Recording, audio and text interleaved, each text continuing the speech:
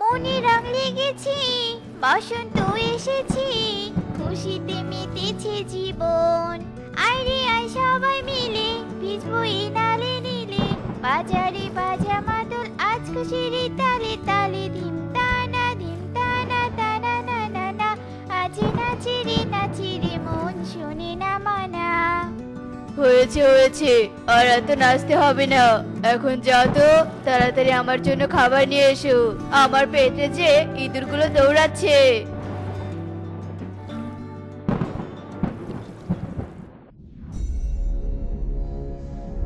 ওরে বাবারে, ওরে মারে, মরে গেলাম রে, মরে গেলাম। ও বউ, তুমি আমাকে মারছো কেন? মারছি না গো, আমি তোমাকে মারছি না, আমি তো তোমার পেটের ইঁদুরগুলো তাড়ানোর চেষ্টা করছি। ওরে বাবারে, ওরে মারে, ছেড়ে দাও, আমাকে ছেড়ে দাও বউ। আরে কাকুলি, আমার পেটে তো কোনো সত্যিকার ইঁদুর নেই। তাহলে যে তুমি বললে পেটে নাকি ইঁদুর দৌড়ে বেড়াচ্ছে? আরে ওটা তো একটা কথার কথা ছিল, আর এজন্য তুমি আমাকে কতগুলো মারলে। ইস, আমার ভুল হয়ে গেছে গো, আমাকে তুমি ক্ষমা করে দাও। এসো তো এসো, আমি তোমাকে এক্ষুনি খাবার দিচ্ছি। একি টুকি, তুমি একা একা এই পথে কেন বসে আছো? দেখছো না বাইরে আকাশের অবস্থা ভালো না? মনে হচ্ছে এক্ষুনি বৃষ্টি শুরু হবে। তাই তুমি এখানে বসে না থেকে এক্ষুনি বাড়ি চলে যাও। আমার বাবা আমার জন্য আজকে খেলনা নিয়ে আসবে, তাই তো আমি বাবার জন্য অপেক্ষা করছি মাসি। তোমার বাবা নিশ্চয়ই কোনো কারণে ব্যস্ত হয়ে পড়েছে, তাই ফিরতে দেরি হচ্ছে। তুমি বাড়িতে চলে যাও, তোমার বাবা সময় মতো ঠিক চলে আসবে। সুখের কথা শুনে টুকি বাড়িতে চলে যায়, আর কিছুক্ষণ পরই অনেক জোরে বৃষ্টি শুরু হয়। আর তখনই টোনা বৃষ্টিতে ভিজে বাড়িতে চলে আসে। বাবা, ও বাবা, এই সবগুলো খেলনা আমার জন্য এনেছো? হ্যাঁ রে মা, এই সবগুলো খেলনা তোর। তুই খুশি হয়েছিস তো? হ্যাঁ বাবা, আমি ভীষণ খুশি হয়েছি। শোনো কাকুলি, টুনি নাকি এবার সবজি চাষ করেছে, আর সেই জমিতে নাকি এবার অনেকগুলো সবজি হয়েছে। কিন্তু কালু, টুনির জমিতে কি এমন আছে যে এতগুলো সবজি হয়, আর সেই সবজি খেতেও নাকি অনেক সুস্বাদু হয়? আর এজন্য সবাই শুধু টুনির কাছে সবজি কেনে, কিন্তু এবার আর টুনির কাছে কেউ সবজি কিনবে না। আর কিনবেই বা কি করে যদি জমিতে কোনো সবজি না থাকে? হা হা হা হা হা। কি করবে কালু? টুনির জমির সবজিগুলো কি করবে বলো তো শুনি। এরপর কালু ও কাকুলি মিলে বুদ্ধি করে।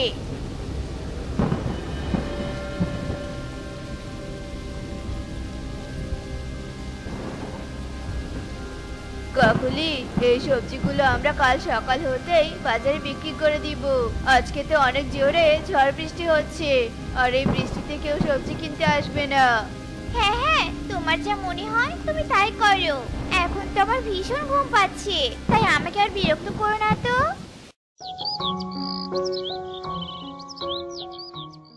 শোনো তোতা, কাল আমার একমাত্র মেয়ের জন্মদিন, তাই আমি পুরো বনের পাখিদের নিমন্ত্রণ করতে চাই। আর এর জন্য অনেক সুস্বাদু সবজিও দরকার। আমার মেয়ে সবজি খেতে ভীষণ ভালোবাসে, কিন্তু এমন সুস্বাদু সবজি কোথায় পাবো? আমি আপনাকে সুস্বাদু এমন সবজির সন্ধান দিতে পারবো মহারাজ। আমাদের বনে এক গরিব পাখি আছে, আর তার চাষ করা সবজি খেতে অনেক সুস্বাদু। বাহ বাহ, এ তো ভারী সুখবর।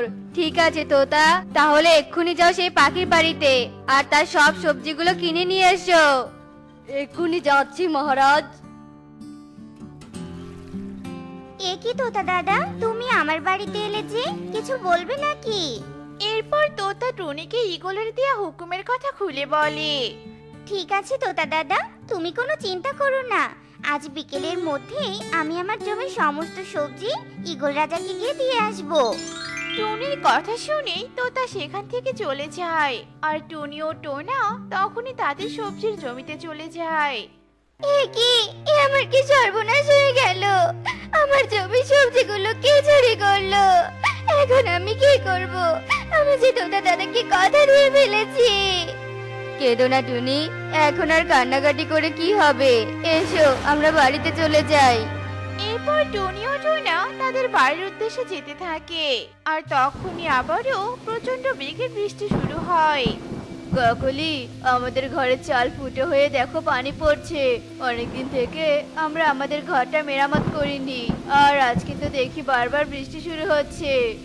হ্যাঁ কালু, আজকে একটু বেশি বৃষ্টি হচ্ছে, কিন্তু এই বৃষ্টিতে যদি আমাদের বাড়িটা ভেঙে যায় তখন কি হবে বলো তো?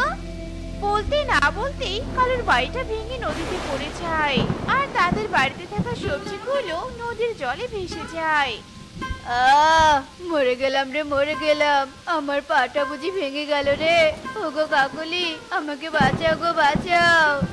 চুপ কর হারামজাদা, তোর জন্য আজকে আমার এই অবস্থা। এতগুলো সবজি আমাদের এই ভাঙাচোরা ঘরে রাখতে হবে নাকি? আজকে এই সবজির ওজনের জন্য আমাদের ঘরটা ভেঙে গেল আর তোমার ডানাটাও ভেঙে গেল। হায় কপাল, এত কষ্ট করে টুনি সবজিগুলো চুরি করে নিয়ে এলাম, সেই সবজিগুলো বিক্রি করতে তো পারলামই না। অবশেষে নিজেদের ক্ষতি করে ফেললাম। এজন্য টুনি বলে, অন্যের ক্ষতি করলে নিজেরই ক্ষতি হয়। অন্যদিকে দিন পেরিয়ে রাত হয়ে যায়, কিন্তু টুনি সবজি নিয়ে ঈগল রাজার বাড়িতে আসে না, আর এই জন্য ঈগল রাজা অনেক রেগে যায়।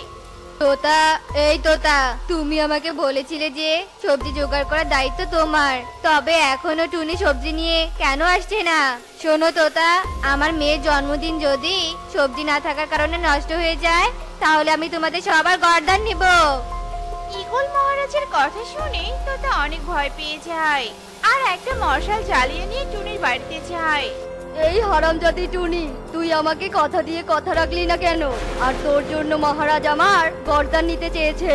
শোন টুনি, আজকে ভোর হওয়ার আগে যদি তুই সবজি নিয়ে রাজসভায় না যাস তাহলে মহারাজ তোর গর্দান নিতে দুবার ভাববে না। এরপর তোতা সেখান থেকে চলে যায়। ওগো, এখন আমি কি করব? এতগুলো সবজি আমি কোথায় পাবো? শোনো টুনি, এখন ভেবে কোনো কাজ হবে না। আজ ভোর হওয়ার আগেই রাজসভায় সবজি নিয়ে যেতে হবে। আর নদীর ওপারে আমার এক বন্ধুর বাড়ি আছে, আর ও সবজির ব্যবসা করে। আর এখন আমাদের বাঁচতে হলে আমার বন্ধুর কাছেই যেতে হবে।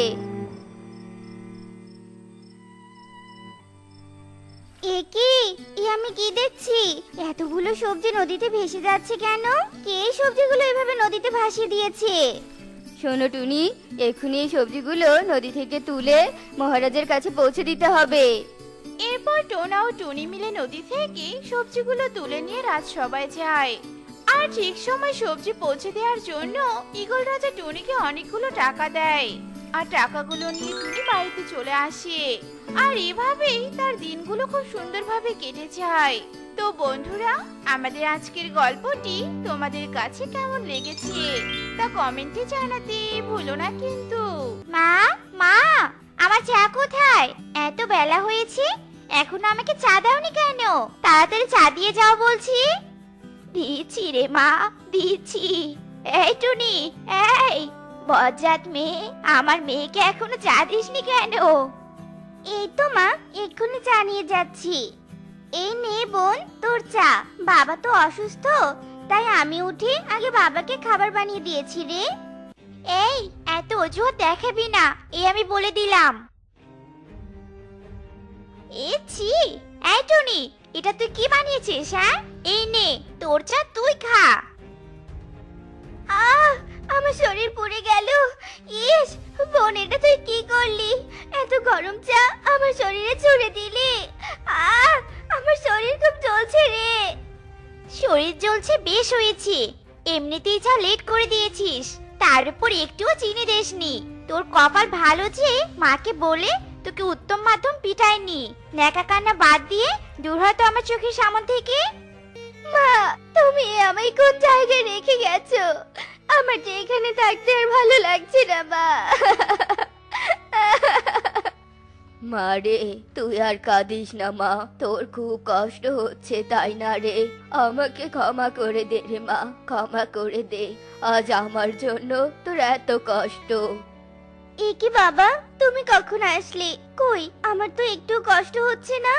আমার চোখে তো পেঁয়াজের ঝাঁজ লেগেছে, তাই আমি বাইরে এসেছি বাবা। মা রে, তুই আমাকে বুঝতে না দিলেও আমি সব বুঝতে পারি রে মা। শোন, তোর জন্য একটা সুখবর আছে। কাল তোকে পাত্রপক্ষ দেখতে আসবে, তুই কিন্তু তৈরি থাকিস। ও আচ্ছা, এই ব্যাপার। বাবা মেয়ে এইসব বুদ্ধি করছে, আমিও দেখবো। এই টুনির কি করে তুমি বিয়ে দাও? বিয়ে তো হবে আমার মুন্নির।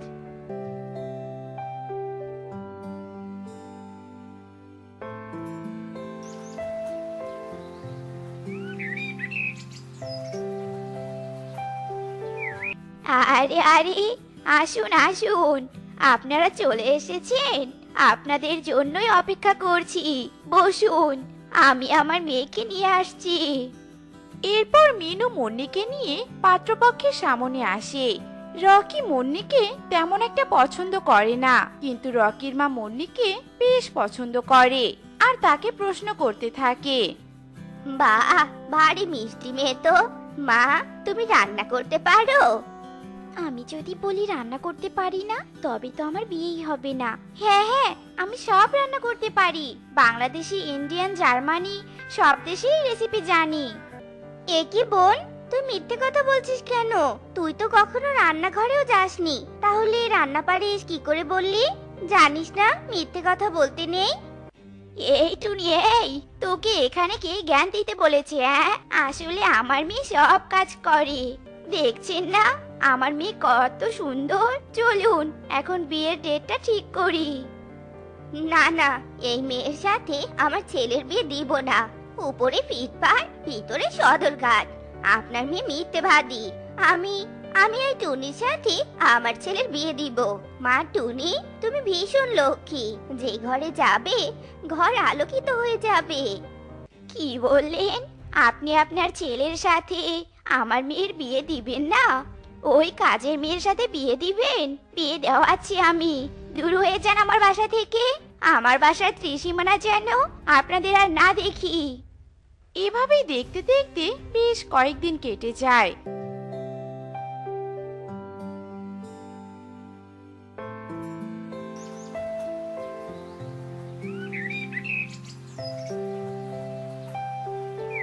এভাবেই মিনু টুনির কোথাও বিয়ে হতে দেয় না।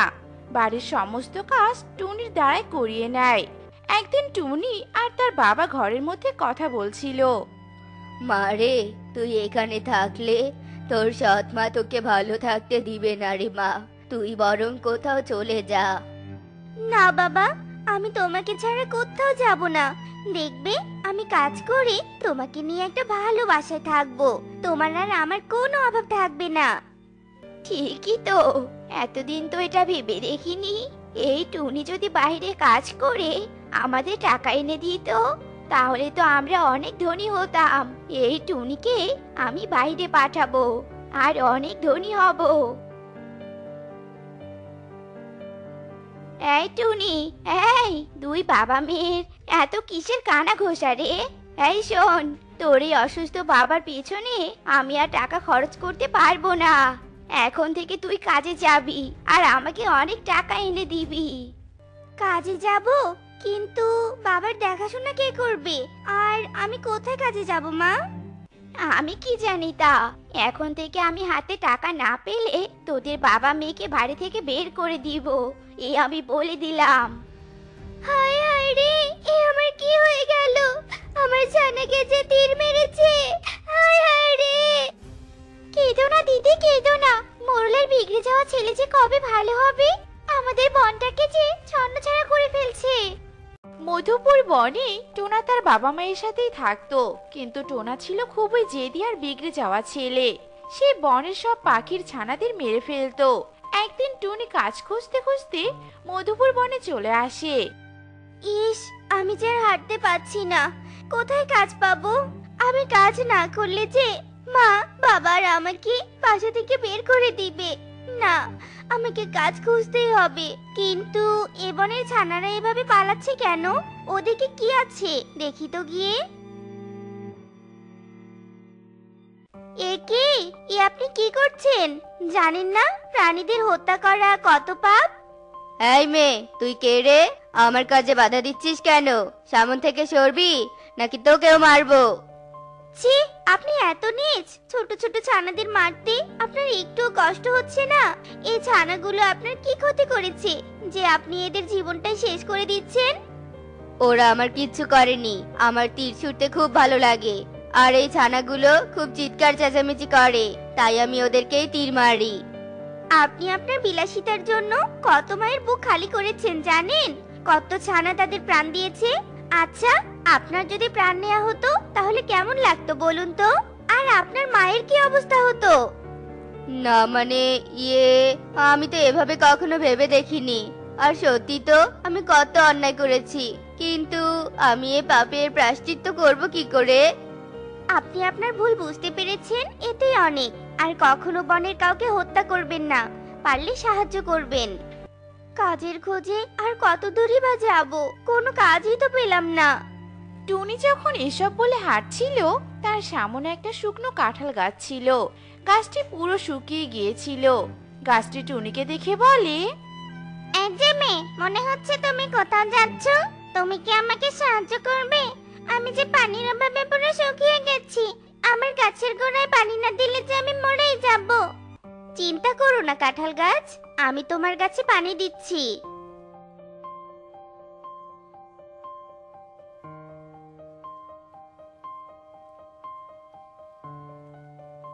ইস, আমি যে কেন কাজ পাচ্ছি না। না, এবার যে আমাকে শূন্য হাতেই বাসায় ফিরতে হবে। টুনি যখন কান্না করছিল, তখন সে পাশে পানির শব্দ পায় আর ছুটে গিয়ে দেখে এক বৃদ্ধা পানিতে পড়ে গেছে। বুড়িমা, তুমি গাছে লতা ধরে উঠে এসো। উফ, বাবা রে বাবা, এ জন্মে আমি বেঁচে গেলাম। কিন্তু বাছা, তুই কে রে? ছোট্ট পাখি হয়ে আমার প্রাণ বাঁচালি। তুই বড্ড ভালো রে, বড্ড ভালো। বুড়িমা, আমি টুনি। এই পথ দিয়ে যাচ্ছিলাম, পানির শব্দ শুনে এসে দেখি আপনি পড়ে আছেন।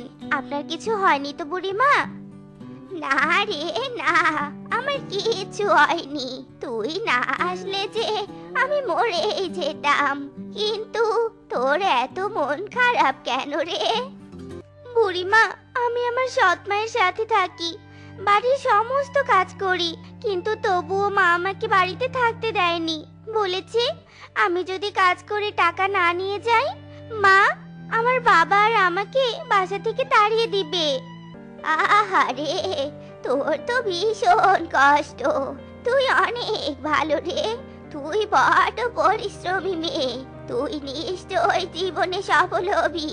তুই কারো কষ্ট দেখলে এগিয়ে আসিস, তুই তো মহান রে। শোন, এই কাঁঠালের বীজ দুটো নে, তোর বাড়ির উঠোনে রোপণ করবি। দেখবি তোর সব কষ্ট দূর হয়ে যাবে। এরপর টুনি উড়ে উড়ে বাড়িতে চলে আসে। আর টুনি কোনো কিছু নিয়ে বাড়িতে ফিরেনি জন্য তার মা ভীষণ রেগে যায়।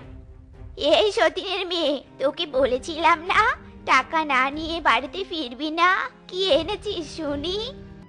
মা, আমি অনেক কাজ খুঁজেছি গো, কোথাও কোনো কাজ পাইনি। বিশ্বাস করো মা। চুপ কর, একদম চুপ। তুই যে কত কাজ খুঁজেছিস তা আমার খুব ভালো করেই জানা আছে। মা, তুমি এই টুনির কথা একটাও বিশ্বাস করো না।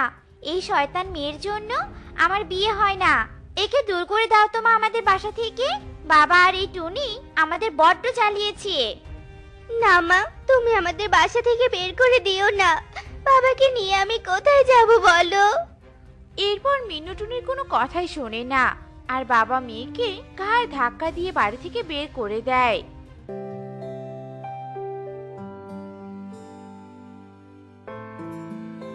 বাবা, এখন আমরা কোথায় যাব? আচ্ছা, বুড়িমা তো কাঁঠালের বীজ দিয়েছিল। আমি বরং একটা ফাঁকা জায়গায় রোপণ করি আর সেখানেই রাতটা কাটিয়ে দেই। এরপর টুনি কাঁঠালের বীজ রোপণ করে, আর একটা গাছের নিচে টুনি আর রাজু রাতটা কাটিয়ে দেয়। আর সকাল হতেই টুনি কাঁঠাল গাছ দেখে অবাক হয়ে যায়।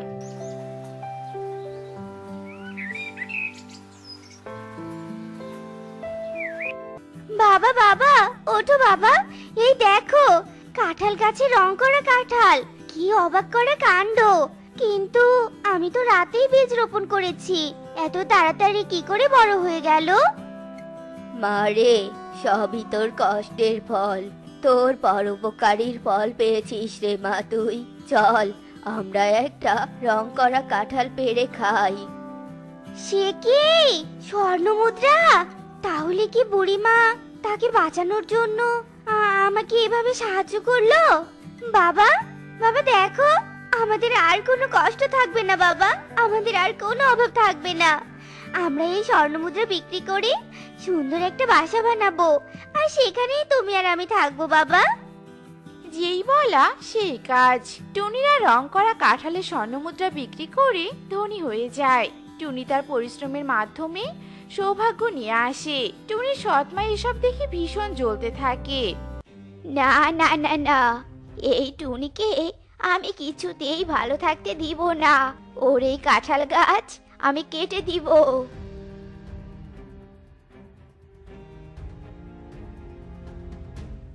বাবা, বাবা দেখে যাও, মাঝে আর নেই বাবা, মাঝে মারা গেছে। ছি মা ছি, তুমি গাছ কাটতে এসে নিজের জীবনটাই হারালে। এত লোভ তোমার ছিল মা, এত লোভ ছিল।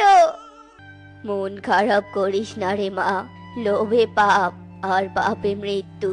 তোর মা তোকে এত নির্যাতন করেছে, তোকে শান্তিতে থাকতে দিতে চায়নি, আর আজ সে তার পাপের শাস্তি পেয়েছে।